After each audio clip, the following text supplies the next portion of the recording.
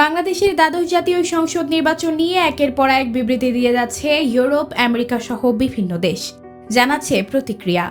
Vote কেমন হয়েছে তা নিয়ে এবার বিবৃতি দিয়েছে জাতিসংঘের মানবাধিকার বিষয়ক হাই কমিশনার ফলকার তুর্ক।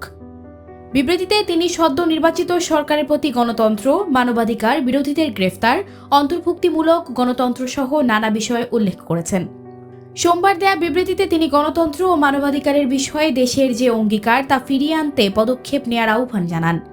জাতিসংঘের এই মানবাধিকার বিষয়ক হাই কমিশনার বলেন, বাংলাদেশের সব নাগরিকের মানবাধিকার যেন সম্পূর্ণভাবে বিবেচনায় নেওয়া হয় তা নিশ্চিত করতে আহ্বান জানাচ্ছি। বিএনপি এই নির্বাচন বর্জন করেছে, নাশকতা চালাচ্ছে বলেও উল্লেখ করা হয় তার বিবৃতিতে। সানজিদা রহমান, প্রবাস খবর।